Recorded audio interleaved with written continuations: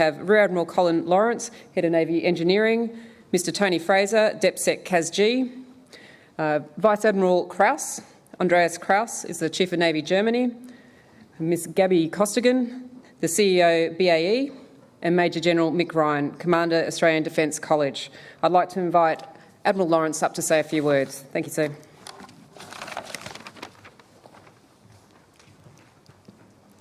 Well, just to start off with, I'd like to thank you all for attending this session this afternoon.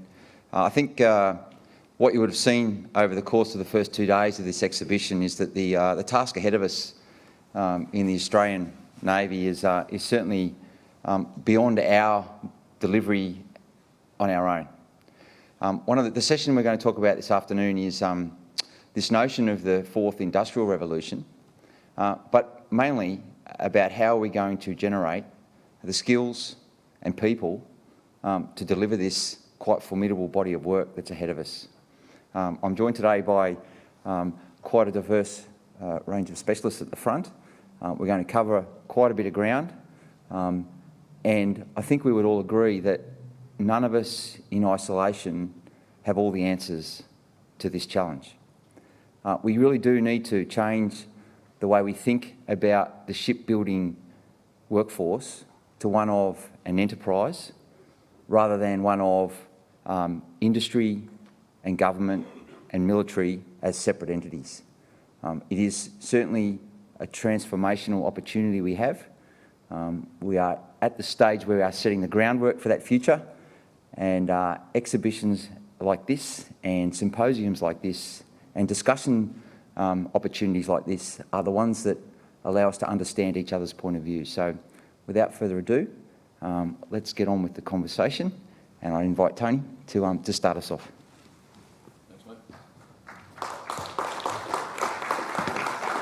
The crowd goes wild after lunch. Good afternoon, ladies and gentlemen. Thanks, Cole. Could I please acknowledge the traditional custodians of the land on which we meet, the Gadigal people, and pay my respects to their elders past, present and emerging. Can I congratulate Chief of Navy and all those in Navy for a terrific week. And as I reflected yesterday as Chief of Navy was giving his address and launching his industrial policy, is just how far we have come as a nation, and in particular in maritime environment for those difficult days, not less than 10 years ago, we were able to deploy some post-humanitarian activities. To see the 20 ships at sea at any one point in time is really quite significant. I was wondering if I could just get a raise of hands, please. Those who are visiting at the moment from foreign nation across for this week, please. Okay, about sort of a quarter. I just want to make sure that we tailor our comments to you to make it of some use to you as well as those who are in the room with us. Thanks very much. Can I give a shout out to the CASG and Defence and Industry team? We appear in lights when it doesn't work well. We don't appear in lights. No one rings you up to say, gee, what a great job you've done. I'd like to actually pass that on. To see the level of capability in Navy and right across our Defence Force at the moment is really quite extremely gratifying and important for our sailors, soldiers and Air Force personnel. The Australian Government has 4 ministers in our portfolio. 4. One for Defence Industry, dedicated to Defence Industry, and of course Defence Personnel, and for the South West Pacific. And we address and work with all 4 in the Defence and Industry relationship. It makes a difference to each of them. Just supported Minister Price across to the UK for DSE&I and France, and then across to the US. And I'll reflect on some of the conversations we've had there, particularly as it relates to our skill sets, which is a global issue for us all as we seek to develop operational military capability. It helps that we've got 2% gross domestic product as the target here. We're pretty close to it. Brings a lot of friends, a lot of interest at the 38.7 billion Australian dollars that we've got for this financial year. A significant commitment. Cash burn rate, 66 mil a day. 66 mil a day. So during this wonderful environment here at the moment today, that's what our troops are benefiting from, and we need to get that right. And as we sit here, there are 2,400 deployed Australian sailors, soldiers and Air Force personnel. About 2,000, as the Chief indicated, on ships at any one point in time. Significant number of them at the high readiness requirements. 11,000 just returned, at least alive. We had some injuries, but at least alive, from Talisman Sabre. And all of us who are involved in Defence and Industry on which they depend for the blind faith of work that we do and what we do. The ratio of the Australian defence budget to the regular troops, 60,000 for us, is only marginally behind the US. About 480k per individual sailor, soldier and airman, regular, about 500 odd for the US. Now, most of that will be consumed in big platforms, but for those in industry and particularly foreign industry, there are good opportunities for you as to what they can do for those glue, those enabling, those critical components and projects. Despite capital growth over the next forward estimates over the 4 years of 69% in capital, 35% in sustainment, we would say our budget is still under pressure. And so we need to get it right. We need to find ways to make sure that we maximise that return on investment, and that skill sets that go with the workforce balance. And I'd observe that at the moment we need to rebalance between what we've got in defence. And the first principles review structured what we currently have in a post-foreign military sales era, where we're fortunate enough, and I see ex-CDF Binskin here in the air fleet, that was able to change over at double the purchasing power that we would normally have had. Dollar above parity. You couldn't have got that any better for a nation if we had tried. But now we're running, over the last 3 years in particular, a local investment program. Those jobs will provide a stable, more enduring workforce. And we used to peak and trough quite considerably, particularly with foreign military sales, because it enables us to do that. So for those who are with primes and from overseas organisations, to perhaps future-proof your companies for your Australian footprint, if you grow the Australian footprint with local jobs, that will settle that down. And the dollar at 65 cents is significantly better than where it was 4 years ago, where most of the business cases. So Minister Price and I, to support small business, really encourage the primes and our foreign allies to make sure that they review those business cases on today's rates. And we would say that the rate is probably fairly steady as to where it's going to sit for the 65 odd through maybe to 70, somewhere in that sort of framework. Don't hold me, because otherwise it would be in different business if I knew exactly what the exchange rate was going to be. But we have an exposure of about 600 to 900 million exchange rate every year. And we need to get that right as best we possibly can without hedging, but work out when we can pay our invoices and do that side is what we're going to do with it.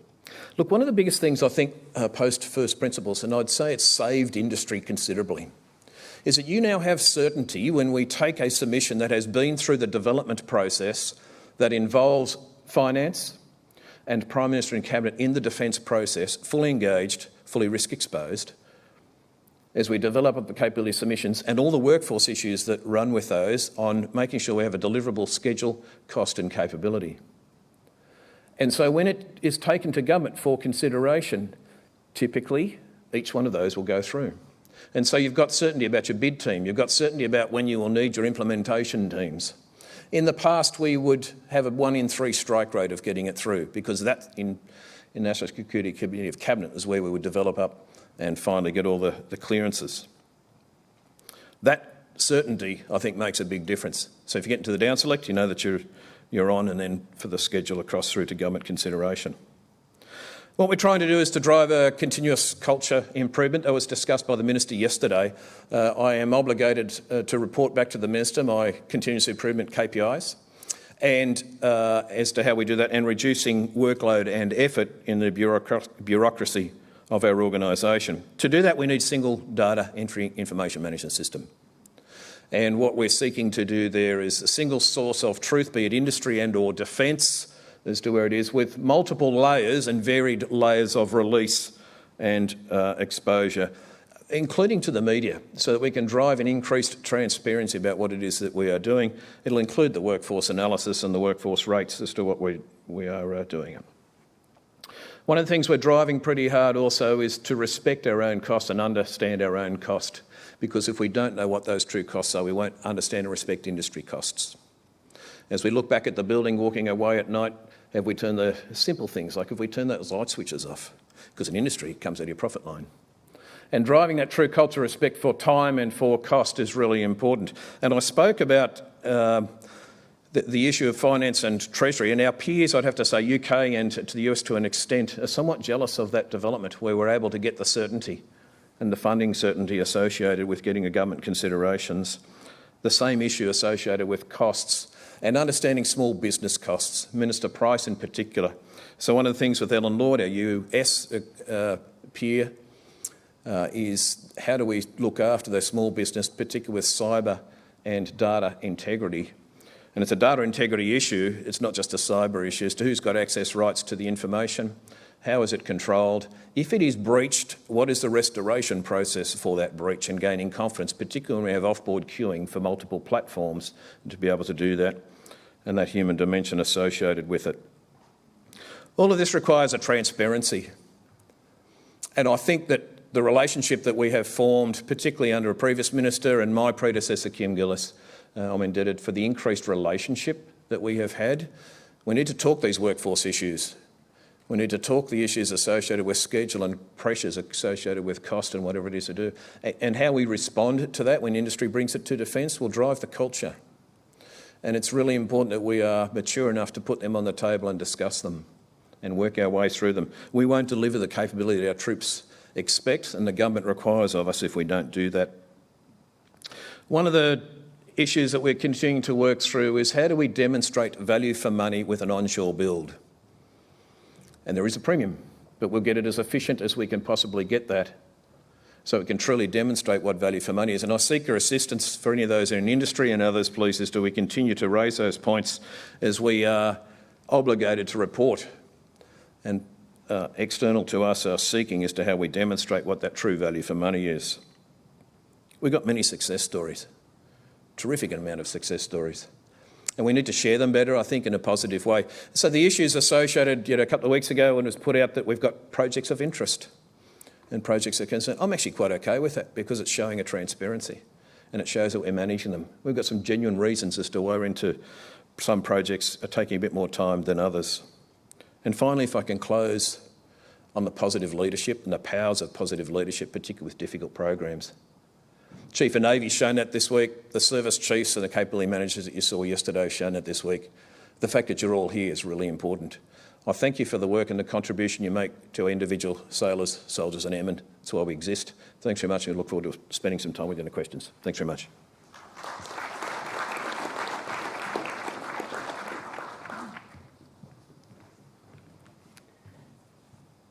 Thank you, Mr. Fraser. I'd now like to invite Vice Admiral Krause, Chief of Navy, German Navy. Thank you.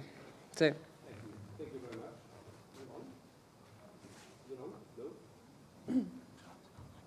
Thank you. Yeah, now it's on. Thank you very much. I'm very delighted to having the opportunity to talk to you. A little bit personal thoughts. In order to set the scene right, I would like to talk about the geostrategic situation that we're having in Germany. When you look back to 1989, we were having a phase where we were living in the Cold War. At that time, we spent 2.3% of our GDP for defense. And after the demise of the Warsaw Pact and the unification of Germany, we thought in Europe, in Germany especially, that we were entering an everlasting situation for peace. So that ended up in a peace dividend where we were cashed in. We were shrinking our forces for the last 25 years. That has changed in 2014 with the Russian invasion of the Crimea and in eastern part of eastern Ukraine and the annexation of Crimea, where the population woke up and said, okay, we have to spend more for defense. Just some words on money. In 2014, we spent 32 billion euros for the defense budget. In 2020, it will be 45, so that will be a rise of 40% in a couple of years. We still go for 1.5% in 2024 and still have the aim of 2% later on. We think it's not all about cash, it is also about capabilities and commitments, and we are and have been very committed in operations throughout. What has come along with that, as a Navy chief, we had this operational reality that was mostly characterized by low-intensity operations. So we lost many skills during those times, especially warfighting skills with ASW as one example. We have sea blindness in our country. The coast is only in the north. So if you are 50 kilometers away from the coastline, nobody knows about the Navy. So it's very complicated to find the right people. And we still are having an economy that is going very strong. So why should people who are living in the southern part of Germany and find a good job in the civilian life, why should they come to the Navy? So that is something that is really keeping me awake at night. Further on, we're having an aging population. By 2030, we will have 5% less young people who are eligible for serving in the armed forces. And the young people, as we might call them Generation Z, are different to, let's say, my generation. They have different expectations. They have a work-life balance that is very important for them. They love to have a life planning. They want to play their families, and they are digital natives. They expect to be online 24/7, 365. That is things that the Navy cannot offer throughout. So what does this mean for us? In 2015, we had started 3 trend changes. That means more money. I spoke already about money, giving way more for defense, more people and more material. So we will be growing until 2030 and will at least commission 1 new unit or aircraft into the German Navy until 2030. People. Young people can choose where they want to go. So we have started some attractiveness campaigns where we offered people more salary, longer contracts, extra money for seagoing duties, but most importantly, we introduced the multiple crew concept that goes along with the material as well. So just in order to be able to give them more reliability in planning, but because what people don't like very much is the uncertainty of the planning that they're having. They like to go out at sea, but if it's longer than 6 months in one piece, and they do not know when it will be the next time, they finally are going to leave the Navy because the Navy is a cool job, but in the end we will leave it because it's unreliable for us. So we introduced the multiple crew concept where we will have our people only for 4 months very reliably on board the ships. Skills. I talked about the fact that they are digital natives, the young people, but they are users, not programmers. And I think this has to have an impact on how we procure our ships and how we develop the software.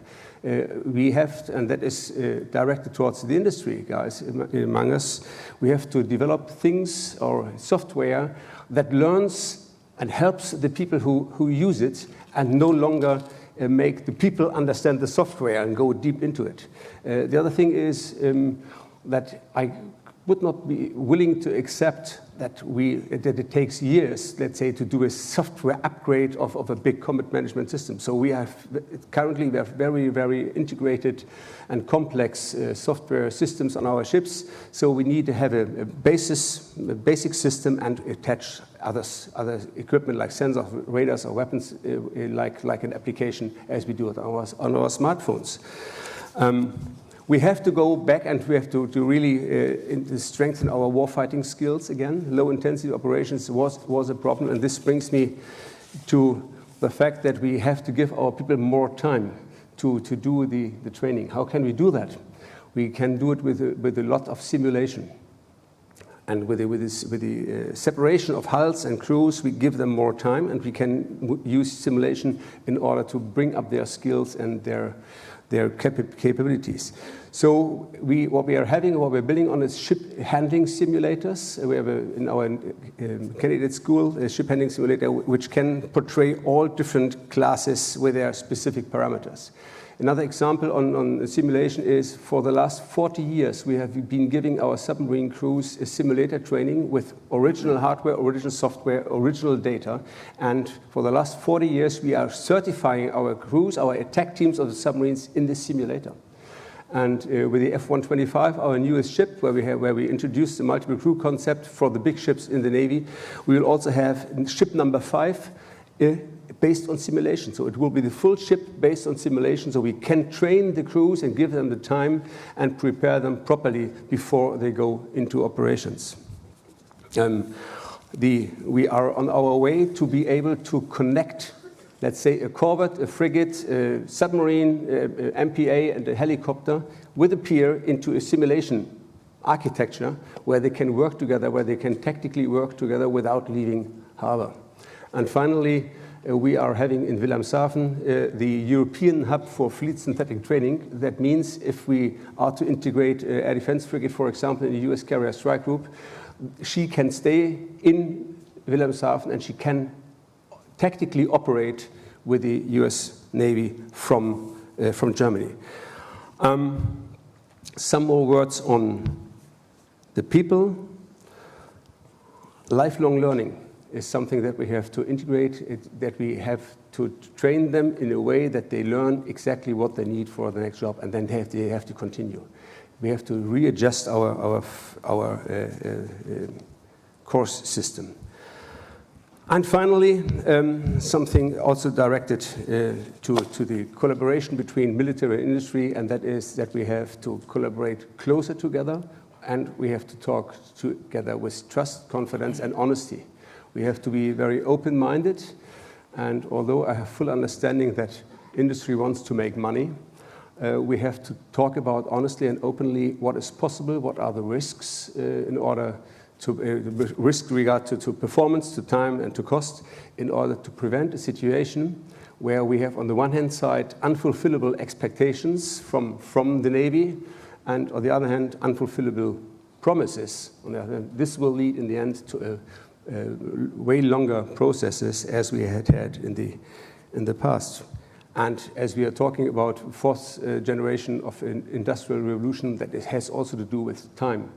I think we have to separate the innovation cycles from steel, from building ships, from software. This is making it complicated in the procurement process, but if we want to be successful, if we want to have modern ships also in the future, modern fleet in the future, we have to do more and we have to be faster in order to really fulfill the necessary requirements.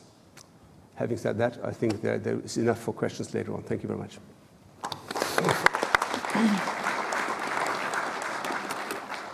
Thank you very much, sir.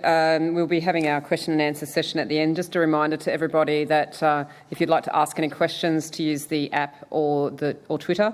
On the app, you just need to go into the interactive session to actually enter your questions there. I'd just like to invite now Gabby Costigan, as the CEO of BAE, to say a few words. Thank you.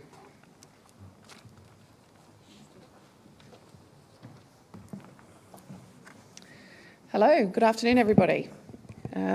Great to be here. Hope you're all feeling awake after lunch, yeah?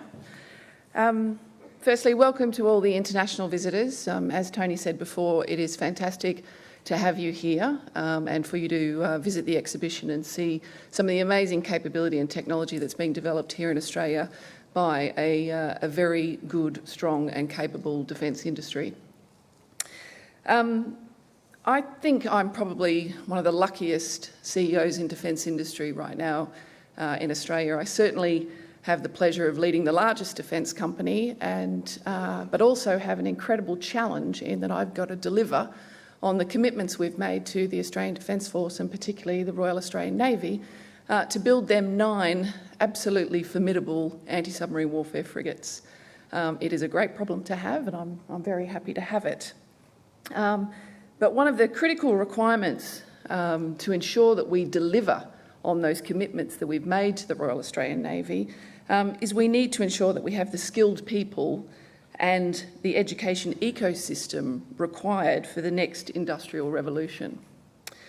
There are inevitably a range of inputs for delivering industrial capability. And when we think about this, we consider the supply chain required, the technology investments, and of course the strategic intent of the Australian Defence Force. In my view, one of the most important inputs is having the right people with the right skills in place at the right time. Now, that sounds easy enough, but let me tell you it's not. It's very hard. And without planning for this as a company and as an industry, we will be challenged to achieve the task we have at hand, which is to deliver the capability to the Australian Defence Force and meet their needs. For those of you who were here this morning, you may have heard Jeff Searle from BAE Systems in the UK speak about leveraging continuous shipbuilding and data analytics to support the Royal Australian Navy's adaptability. And you know, I think, well, I hope you know, that the Hunter-class frigate program is not just about providing the latest in technology and capability for the Navy.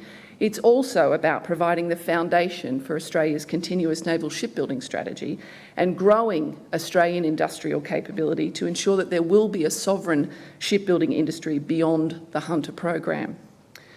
As I said before, this is no mean feat, and it's a program that will span decades and from a skills perspective will employ individuals who haven't even been born yet. That's pretty big when you think about it. So over its life, the program will create and sustain more than 5,000 Australian jobs across BAE Systems and the wider Australian defence supply chain. At its peak in 2028, ASC Shipbuilding, a subsidiary of BAE Systems Australia, will directly employ around 2,400 people at the Osborne Naval Shipyard in South Australia. And around 1,000 graduates and apprentices will begin their careers on this program. While we don't know all of the technologies that this new expanded workforce will work with, we do know, as in many other industries, that their jobs are going to change. Modern shipbuilding is not what people perceive it to be, and the Admiral touched on this just before.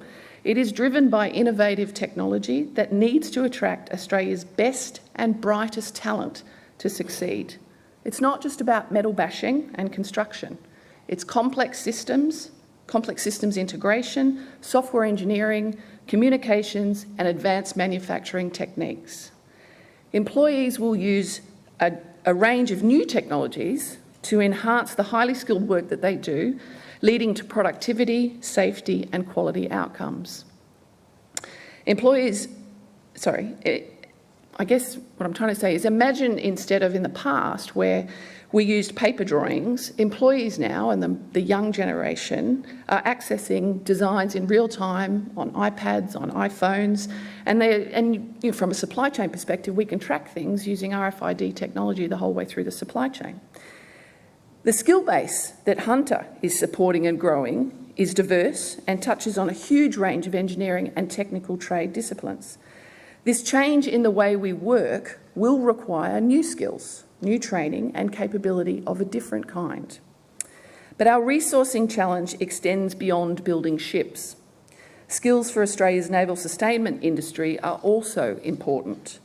I think that often the resourcing needs for this industry don't get the headlines that they deserve, and therefore the potential workforce are not as well aware of the opportunities that abound.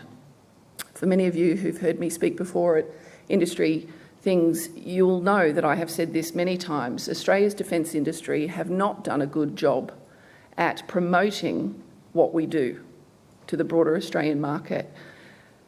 We should be incredibly proud of the work that we do to support the Australian Defence Force, and we should talk about the amazing technologies that we develop as industry partners, and we should be promoting that more often. The more we do that, the more opportunity we will get to attract more people to our industry and the exciting careers ahead of them for the future.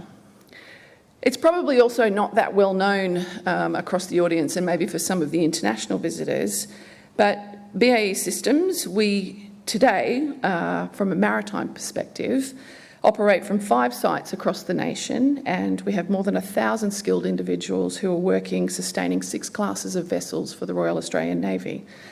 And in doing this work, our people have developed a deep expertise in sustainment, utilising new solutions and growing technology. And the skills required to sustain our new fleets, including the Hunter class in the future, will no doubt be different, and as an industry, we need to prepare for that today. Yesterday, this series, you heard from Rear Admiral Wendy Malcolm on the future of maritime sustainment and Plan Galileo. I applaud the government on this new way of thinking, and it will fundamentally transform the way we will approach maritime sustainment in the future. My company, BAE in Australia, is continually evolving the way that we approach sustainment, moving away from an element that is considered after the delivery of the platform to an integral part of our design process. Applying digital design methodology, we now have the capability to extract more information on the performance of the platform and the systems, leading to greater levels of availability and performance. But preparing for tomorrow, today is really important. In many ways, I think this is what being strategic is about. And if industry is to behave like a fundamental input to capability, then it really needs to be strategic.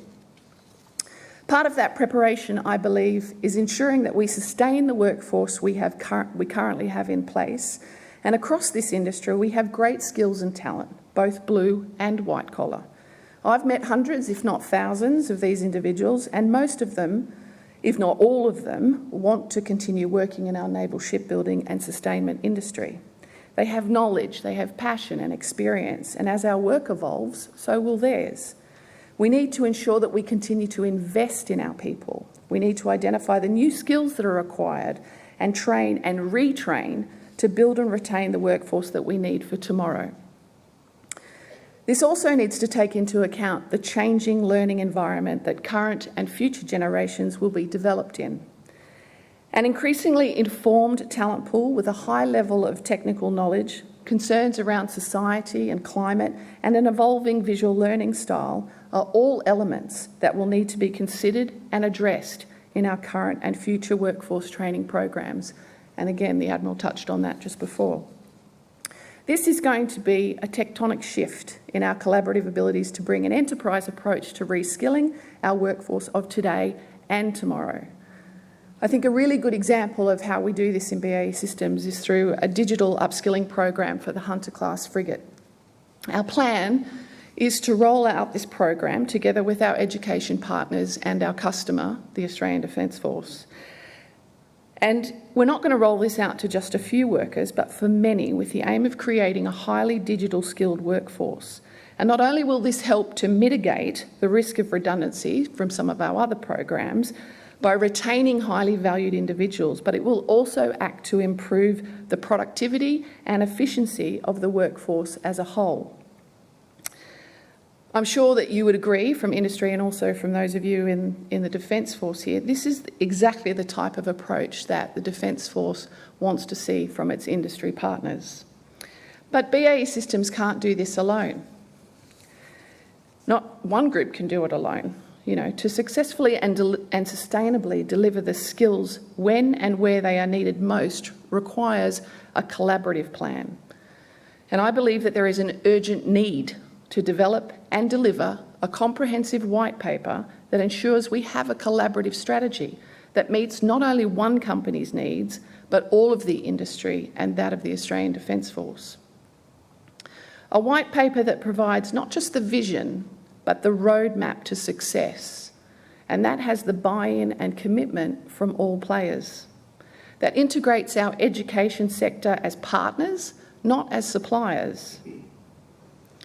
The education sector is absolutely vital to our challenge. Not only will they train our future workforce, but they will invest in R&D that will support the technology and capability of our future Defence Force needs. The education sector must be seen as a true partner and an essential ingredient to an Australian industrial capability. Today we're working on that paper that will describe in detail our view on the challenge and opportunity that we face from a skills perspective, and we're fortunate as a global business that I can reach back to my peers in the United States and in the UK to look at what they've done when they've faced challenges of this size in their countries. And we look forward to certainly sharing that strategy and white paper with all of you in due course. And we will, of course, do that in conjunction with our customer. So another thing we're looking at is a new degree apprenticeship model. And I think everybody in this room understands the significant resourcing challenges that we have. And I think most of us would place mobilisation of our workforce as one of the most significant organisational challenges that we have. I am confident that we can succeed here, but together there is work that we can do today to ensure that we succeed for the future. And one of the activities that I believe we urgently need to address this is the need for a new model for apprenticeships in our sector.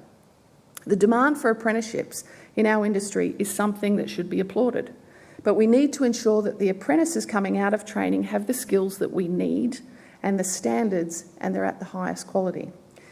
And we need to ensure that our education institutions are able and ready to provide the training to upskill our people in a way that allows them to evolve, particularly considering the changes of the digital sector. And the digital workplace is certainly changing the way that we work. It means our people will need to be flexible in their vocation, and it means flexibility in our education sector is critical. So I believe that a new degree apprenticeship model could help support this vision. A new model that blends traditional academic degree education with vocational skills training, as well as the requirements from our industry. A model that ultimately provides young people with work-ready skills, embracing the right knowledge, skills and behaviours.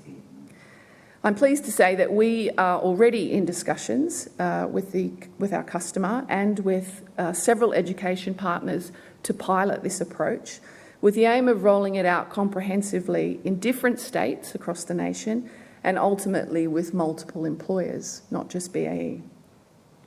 So to conclude, I think my message to you all is that we need to be innovative if we are to solve our skills challenge, not just as companies, but as an industry, as a sector, and as a country. And that innovation should include how we project the brand of our industry. I believe that there is a new market of talented people out there that simply don't understand what our industry is about. We need to do a better job of explaining the world of opportunities that working in the defence industry can open up. I look forward to working with all of you to achieve this, and in doing so, better protecting our nation. Thank you.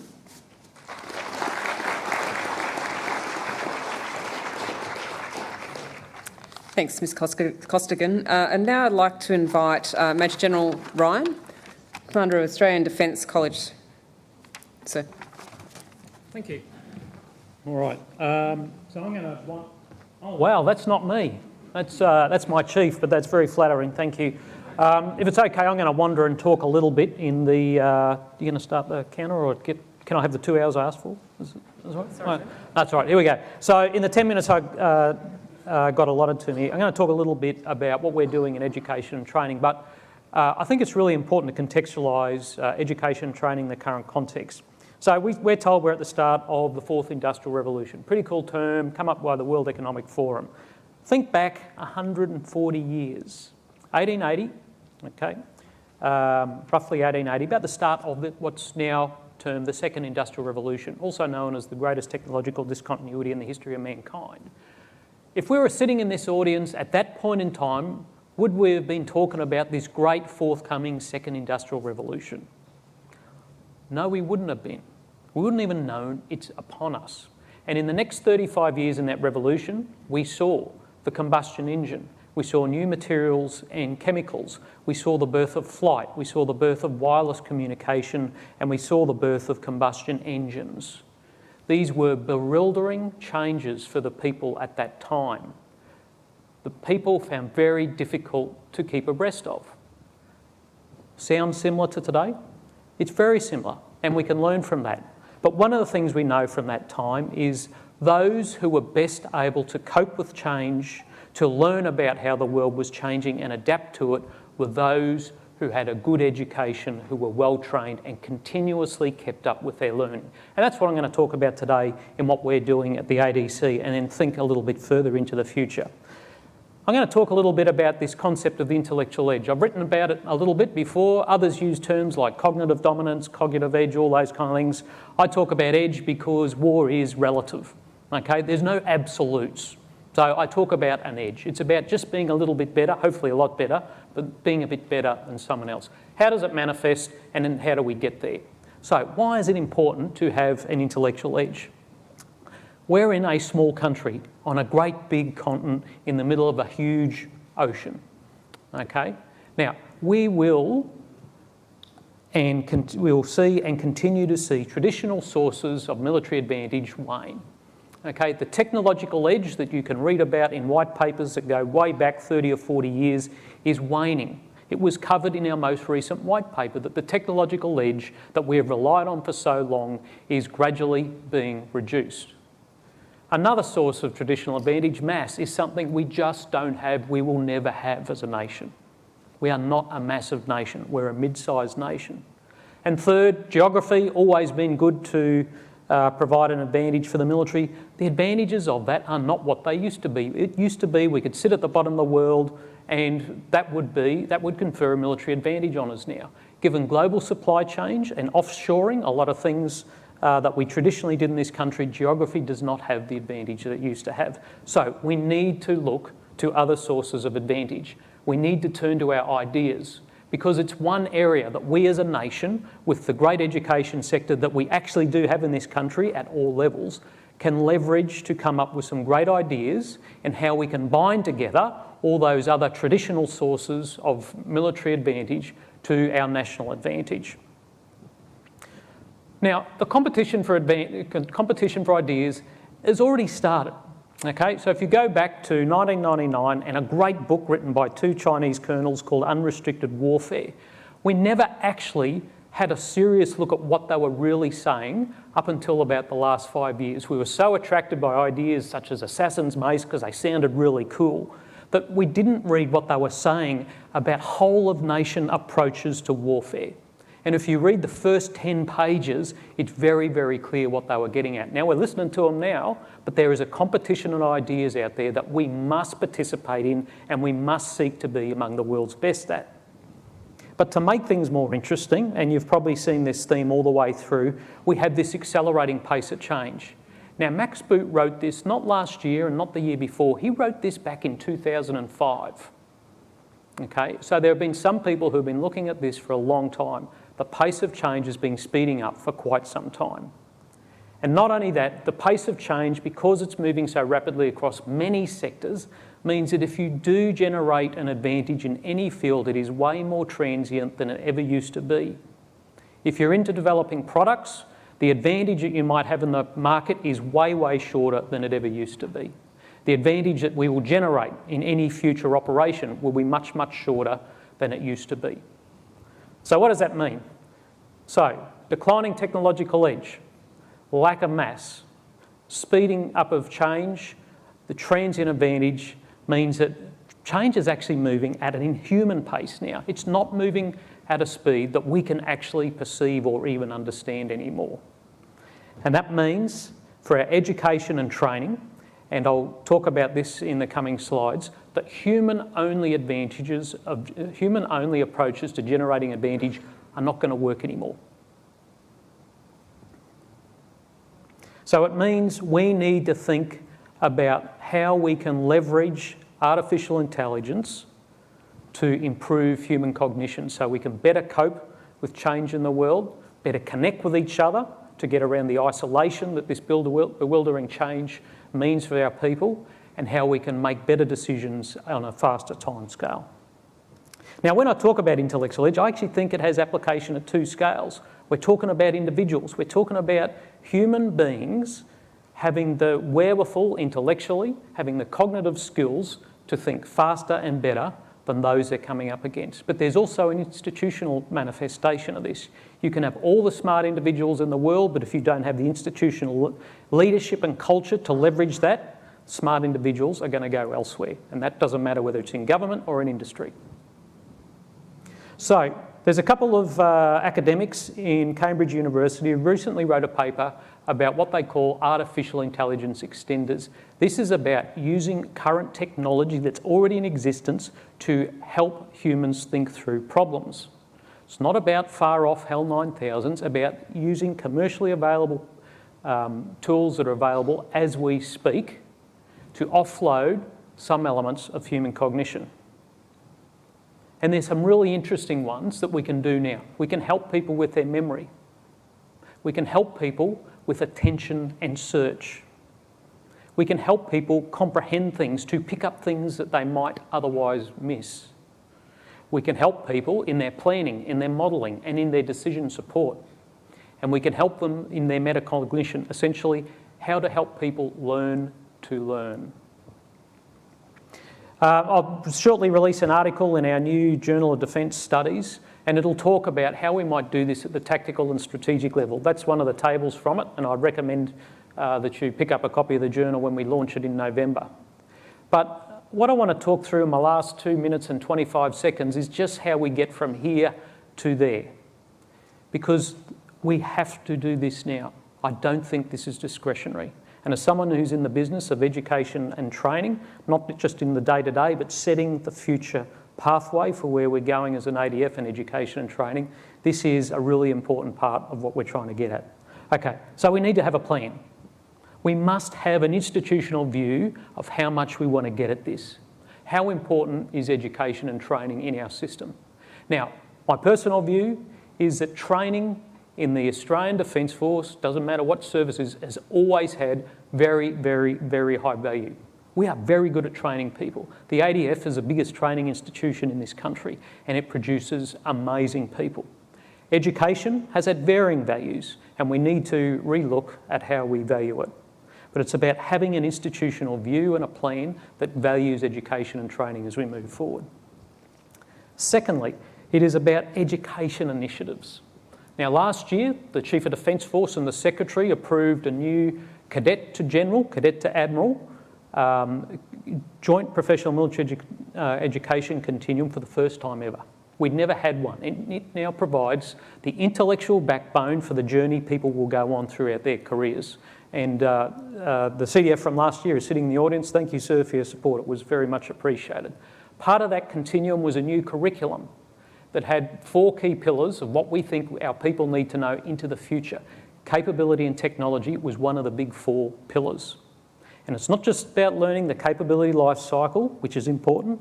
It's about how do we nurture people who are better at talking with industry, the kind of things Tony and Gabby were talking about. But also making sure our people understand some of these advanced technologies that are coming along.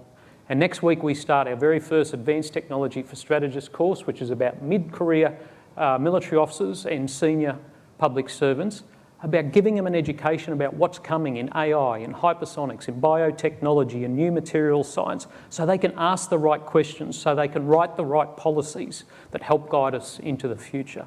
So these education initiatives are really important. And why is that? Technology is transforming our workforce.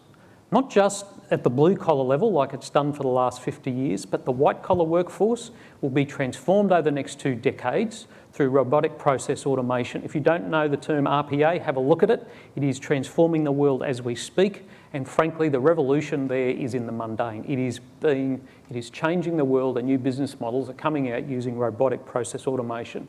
But what it means is creativity and inspiration are more important than they've ever been, and we need to adapt our education models to adjust to that.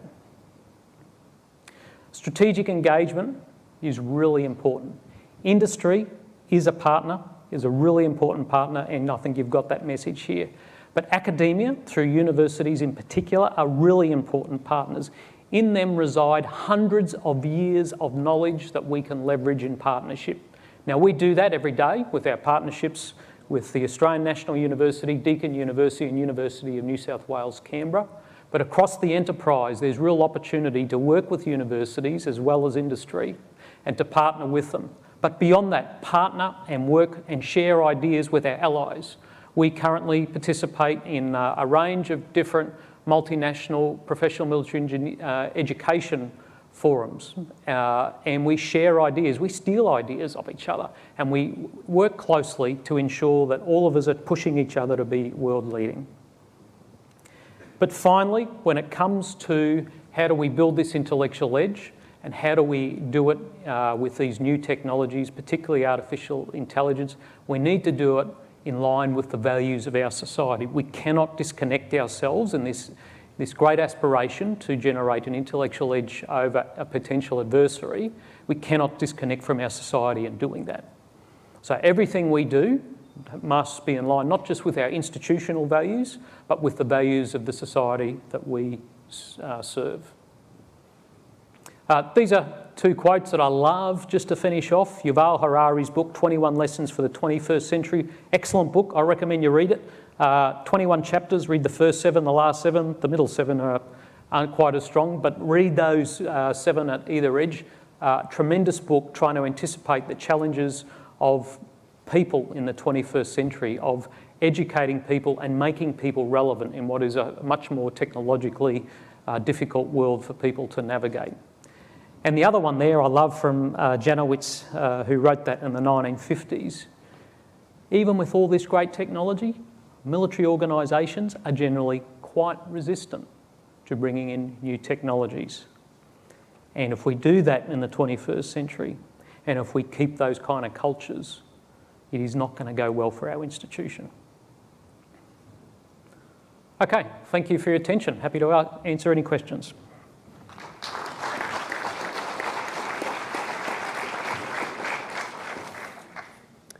Thanks, sir. We'll now proceed into our question and answer session.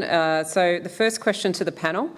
Considering our relative size to potential threat actors, is it wise to develop skills and capability in niche but game-changing asymmetric developmental spheres of warfare? Do you want to start with that? We have to understand it first.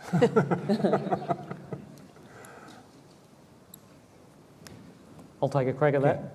Sir, please. Yes, because we're not doing this alone, remember? We're doing this with our partners and allies, and the sum is always greater than the whole when you're working in coalitions and alliances. We should not be in the business of just copying exactly what the Americans or copying exactly what Europeans do. We have things we can throw into the pot, and those niche areas can be an area where we add real value to larger enterprises, whether it's in the military or whether it's in industry. Great. Anybody else from the panel like to comment? I would just suggest, can we afford not to? I think it's reality that we have to be prepared for those forms of threats, and so we need to work on ways that we can protect ourselves against them, and I don't think we can afford not to do it. Thanks, sir. Mr. Fraser, with increasing skills shortages, should navies take responsibility for maintenance of their own design and manufacturing force rather than relying on the private sector? The continuous shipbuilding is designed to develop real depth to what it is that we do, to become our own parent navy in some ways of some platforms. But we need to make sure we've still got the best value for money, that we don't over-regulate, that we find a true balance between what it is we're doing inside defence and the expertise and skill sets in industry, who, if we set it right, will be able to do it more economically than what we would be able to do inside defence using just defence personnel.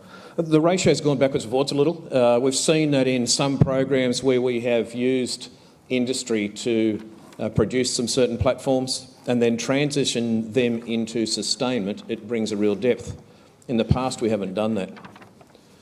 And for the shipbuilding programs and for the submarine building program, where we do a drop of a boat or a submarine, a boat or a ship every 2 years, that's not the fastest rate we could do that. We need to set ourselves a true efficiency to be able to run with it.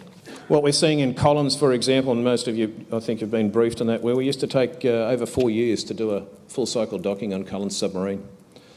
And through technology and through the development of skills, we've been able to bring that down to 2 years and do some upgrades within that process, within that time frame, and to drumbeat it. And we've set ourselves the ability now that we can start to reduce the cost associated with it, still take the same time. So it's about making sure that we're in durable, sustainable growth. About 3 to 5 years ago, when the mining sector was really strong, we outsourced everything. There wasn't much drive in the defence industry, and our skills shortage in the workforce right across there was really quite significant. So sustainable growth is really important, and making sure that it's enduring, and that's what a lot of the plans are that we're trying to work through the National Naval Shipbuilding. One of the comments, Fraser, one of the questions previously about whole of government, whole of nation. For the first time ever that I have seen it, we had every secretary of departments right across the nation for a day and a half inside a room with no mobile phones and with Secret CDF, just talking shipbuilding. So everyone from education, industry and all the others completely aligned. That's a wonderful thing to see, and if we can extend that right across the rest of industry, we'll be in pretty good shape, I think. Long answer to a short one, but I think it's still a balance between us both. We're the best expertise, value for money, making sure we've got it operationally focused on delivering. Thanks. Can I add to that? Go. Do you want that one, mate? Yeah. from my perspective with BAE, this question comes up a lot between the balance between industry and the Defence Force and a skills shortage. But we have to look at this now as a partnership. I mentioned in my discussion, industry now is a fundamental input to capability. Well, that's not just about us providing information around technology and capability. That's us being a true partner. And the Navy still does a lot of sustainment themselves. We just help you. And as the OEMs of some of those platforms, as Tony said, it is better and smarter sometimes for the Defence Force to look at a more cost-effective model, and that might be by outsourcing to industry. But we do have to approach this together. At the end of the day, we need to ensure that the customer has the capability to be able to do their job. And if that means that we outsource it, and that's the right solution, then we should be doing that. We have to think about the capability at all times. Great, thank you. Anybody else from the panel wish to comment? For the panel, the cyber skills gap is a significant challenge. How can we address lifelong learning in the RAN and the ADF as a whole? I'll start if you like. Is that microphone working enough? It is. Okay, thank you. Really good question, and it's at the heart of everything that we are doing. Most of our platforms now are software nodes around which we wrap mobility, sensors, weapons, communications. And the rapidity at which, the rate at which we're able to modify those is really important. We used to do upgrades before deployment, which were pretty much hardware. Rapid acquisitions, all those early 2000s when we did all our urgent deployments, our rapid deployments. Rapid acquisitions worked well because they aligned from the capability manager all the way through. Most of those now will be software upgrades before you deploy. Many of them. There'll still be some hardware ones. How do we work out the difference between a 5mm drop and a 10mm drop and what that means in risk and capability?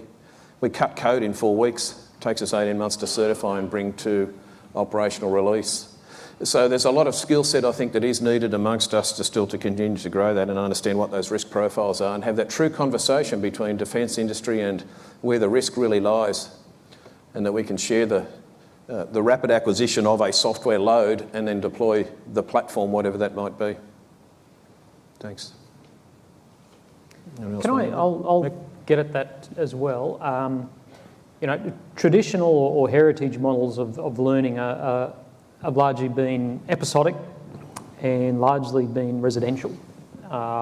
We've seen some move into online over the last 15 years or so, some amazing innovations there. The reality is we as an institution need to move to a more continuous, vastly more accessible and more quickly adaptable approach to learning.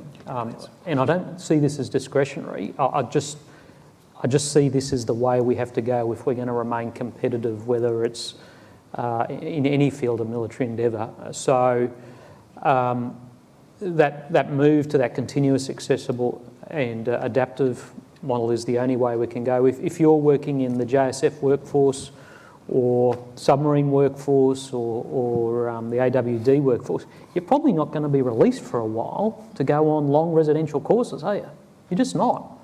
Does that mean you shouldn't have access to ongoing professional development and education? No. So part of my obligation and my promise to Chief of Navy in particular, but also Chief of Air Force, is move from what has been largely an army model of residential episodic learning to a more joint model where more people across all ranks have better access to learning so they can keep up to date with what's going on in the world, and we can embrace this continuous learn, relearn, repeat model that we just have to have. Thanks, Sir. To Rear Admiral Lawrence, Vice Admiral Krause and Major General Ryan, how do we as an organisation decide when a project has failed or become redundant? How do we help the ADF learn to accept failure, let go and get ready to try again? Sir. I think that is an excellent question because nobody wants that a bigger project will fail or become redundant. That is, therefore, we need very complex processes.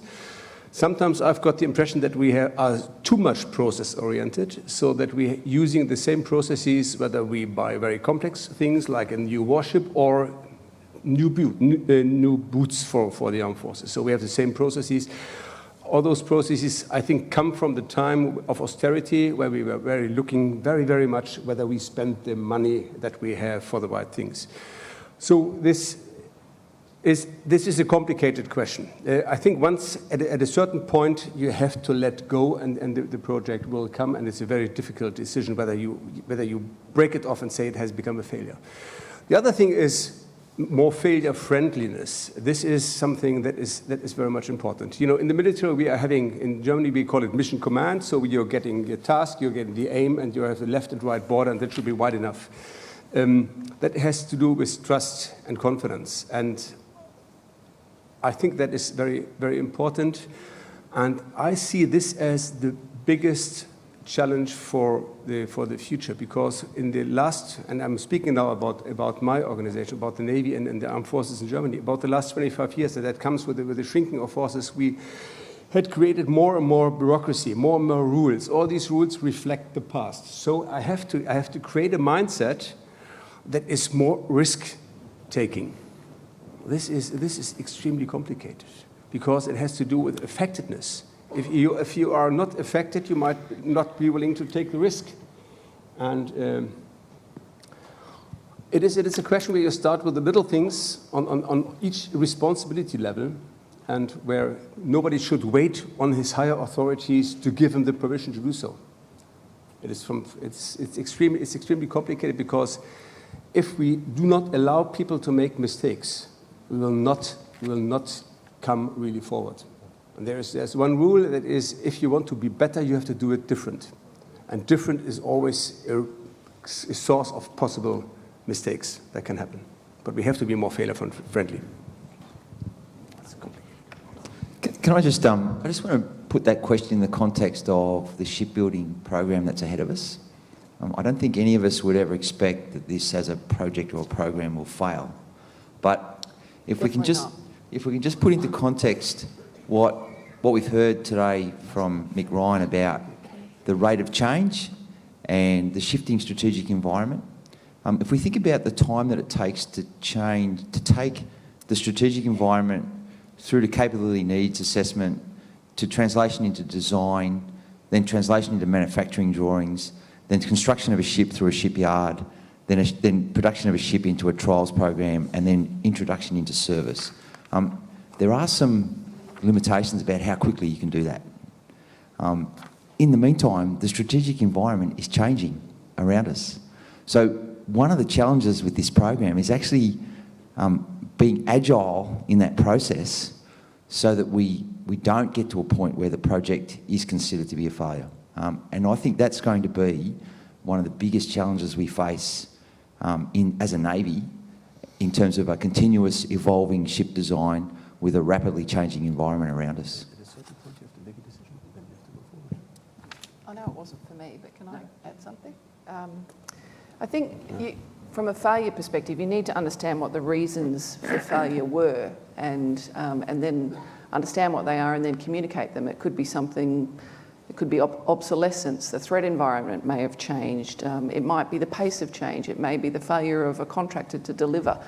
So understanding what the failure is and then communicating it effectively, I think, will help the ADF, or even in industry. You know, industry itself, we invest in new capabilities and technologies all the time. We don't always get it right. So there comes a point where you do have to potentially cut off that investment and move on to something else. And I don't think it's any different, you know, for defence. Sorry. That's all right, I want to get at this question. Okay, moving on to the next question. Major General Ryan, using the book Unrestricted Warfare as a lens and noting the nation's approach to warfare is limited to the state's imagination, what limits Australia's imagination? Theoretically, nothing.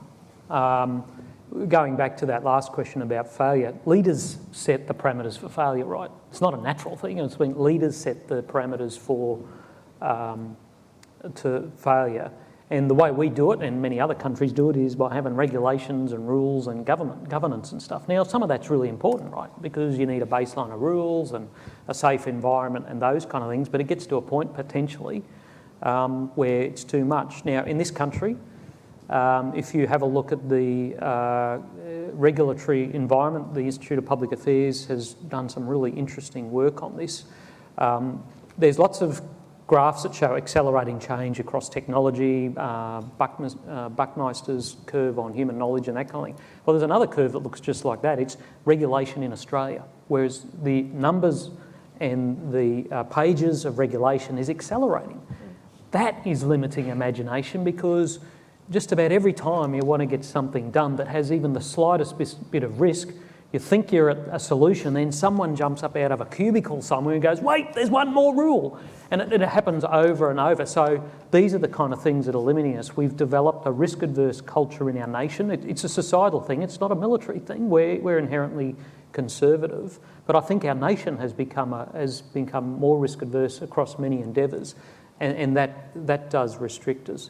But I think there's no theoretical limits on how imaginative we can do. Have a look at our movies, have a look at our authors, have a look at the art that Australians produce.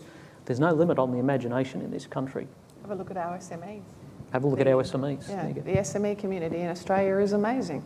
The imagination there is phenomenal, and we should be tapping into that more often. I know we certainly do. Thanks, Sir. For the panel, what technology from the fourth industrial revolution will make the biggest impact, and how will education prepare us? That's a bit broad. I'll have a start if you like. I actually think it's a cultural issue. Yeah. So our D&I, Defence Industry Conference this year was around Defence and Industry 4.0. Industry is pursuing a much improved rate. We as a Defence and Industry collective able to do that, and therefore take advantage of the best technologies as they are developed, and we can mature them to market operational capability.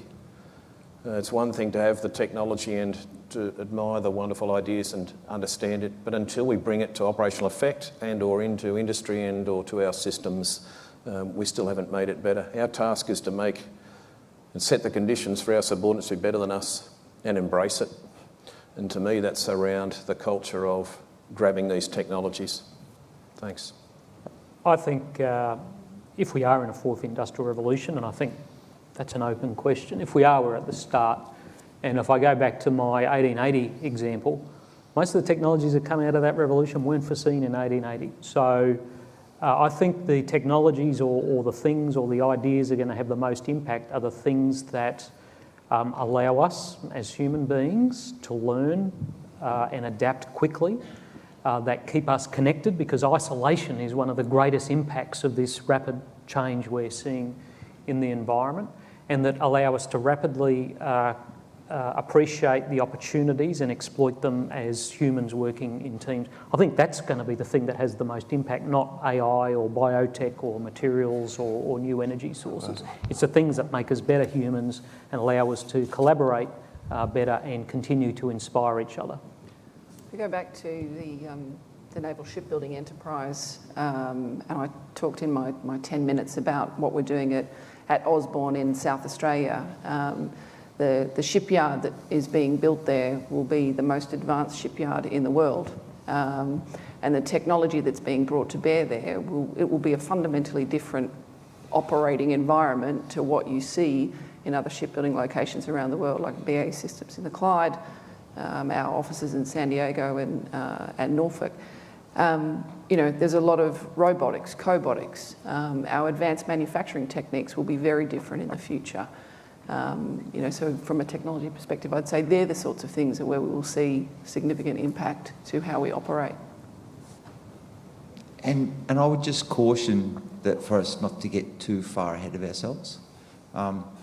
We heard earlier that the Australian Defence Force is a significant trainer of young Australians, and it's not lost on me that in a lot of our technical training programs, one of the first lessons is still, this is a toolbox, this is a hammer, this is a screwdriver. We're sort of reaching to this fourth industrial revolution, but I still have to be mindful, particularly in the Navy. Only in the past couple of weeks, we decommissioned a ship, HMAS Success, that joined the Navy just before I did. The technology that particularly our servicemen, are sustaining and keeping serviceable and operating, in some cases, is still out of the 70s. So whilst it's great that we're reaching towards this new form of manufacturing and this robotics and artificial intelligence, there's still a need for first principles technological training because a lot of the systems are still mechanical and a lot of the systems still require people to fix them. Reading, writing and arithmetic still matters. Yeah, it does. Yeah, that's a good point, yeah. Okay, ladies and gents, I'd ask you all to stay. Chief of Navy will be here shortly and Vice Admiral Ritchie to present the Rear Admiral Holthouse Scholarship, which will be conducted at 14:15. In the meantime, Sarah, is there any further words you'd like to say? Yep.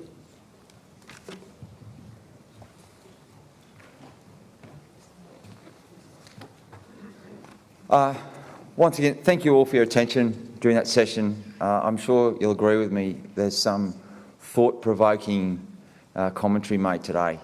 The challenge ahead of us is not lost, I think, on anybody who's either here or presenting out in the exhibition hall as part of this exhibition. Tony, thank you very much for your comments about particularly your experience with government. And I think that idea of an Indigenous onshore ship construction program and our need to demonstrate value for money for an onshore build is, I think, something that will be ongoing throughout this program.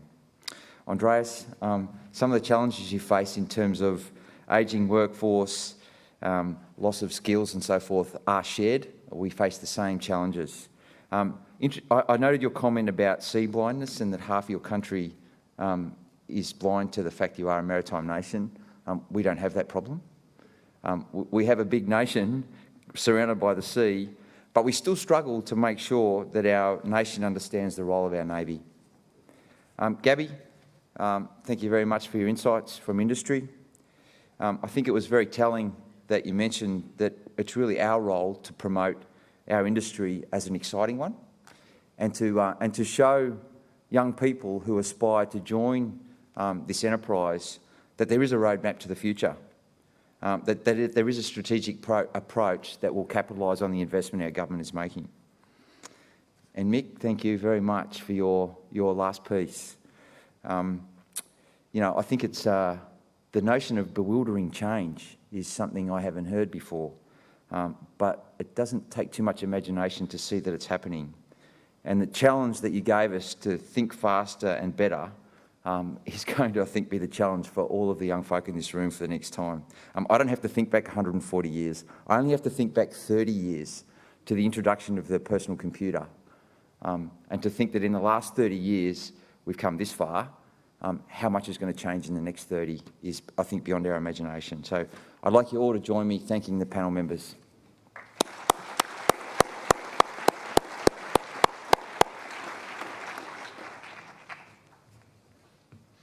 Thanks, sir. I'll just ask everybody to stay in place while we await the arrival of Chief of Navy and Vice Admiral Ritchie. Thank you.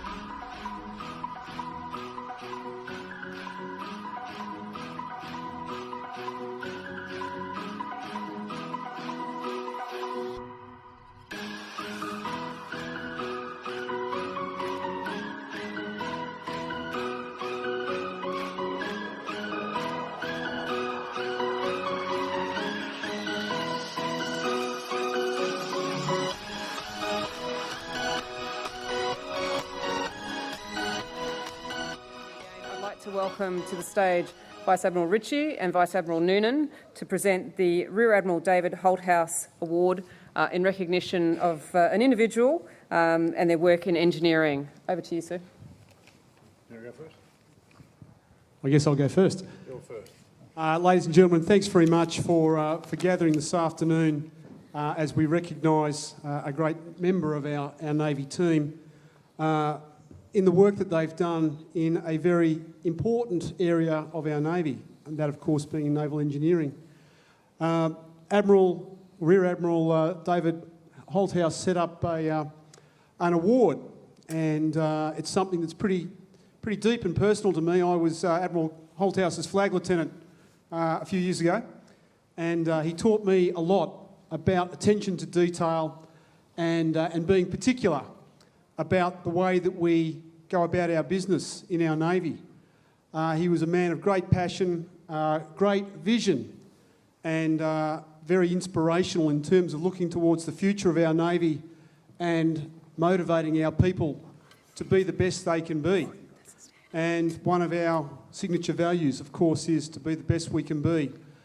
So it's a great pleasure for me today to be able to join Admiral Ritchie and Commodore Guy Holthouse, Admiral Holthouse's son, to be part of this presentation to one of our great Navy members. Thanks, Ian. Thank you, Ian. Guy? This award is presented to one who's dedicated to the naval engineering community in recognition of the importance of the future development of engineering in the Navy itself and the industry that supports the Navy, much of which you see represented here at Pacific 19. In recognising an engineer today, we do so in recognising one of the Navy's great engineers of the past. As Ian has said, he served as Rear Admiral Holthouse's flag lieutenant, and I'm sure that he, like I, was given short shrift at times by the Admiral. But he was a man of great stature in the engineering community and in the Navy, and also in Pacific. When he left the Navy, he took to farming, as many senior naval officers did, but he also maintained an interest in things outside farming, including engineering. He served on the board of the Warren Centre for Advanced Engineering at Sydney University, and important to us today, he was instrumental in establishing the Pacific Series. He was the first chairman of Pacific, and he continued in that role for 10 years. He was always mindful of the importance of engineering in the Navy and for the encouragement of young engineers to be innovative and to seek broader responsibilities and positions of influence. Indeed, he himself looked forward to the day when the Chief of Navy was an engineer, and yet may that come. Sadly, the Admiral is no longer with us, but in recognition of his service both to the Navy, to the nation and to Pacific, we established the Holthouse Award in 1914 to recognise his enormous contribution to the company he served so well and the engineering profession. We've established a $10,000 scholarship which encourages Australian naval engineers to achieve engineering excellence, and in doing that I hope that the company that runs Pacific is in some way helping to pass on Admiral Holthouse's passion for his profession to a new generation of naval engineers. This is the third award that we've made, and this year we're pleased to acknowledge Lieutenant James Keane, a MEOC qualified marine engineer. His award-winning application is for his postgraduate research project, AUV homing to a moving target in pursuit of autonomous docking. Don't ask me any questions about that, ask Lieutenant Keane if you need to know. So in the presence of CN and the Head of Naval Engineering and Commodore Holthouse, I'd ask Lieutenant Keane to come to the stage and accept the award.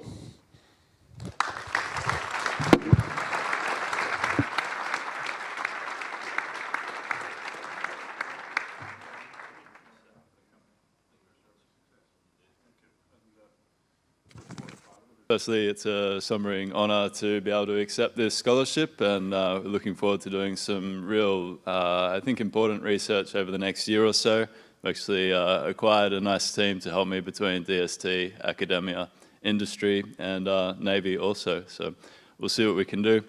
AUV stands for Autonomous Underwater Vehicle. The easy way to think of it is a little yellow submarine that you typically pre-program and send it off down to explore the seafloor. With my work, we're going to start to create some adaptive behaviours. I'd say not artificial intelligence, but artificial behaviour. So the next generation of Navy's robots can spend some more time down there and do what they're meant to do, which is mine countermeasures and hydrography. So thank you, sirs. Well done and good luck to you.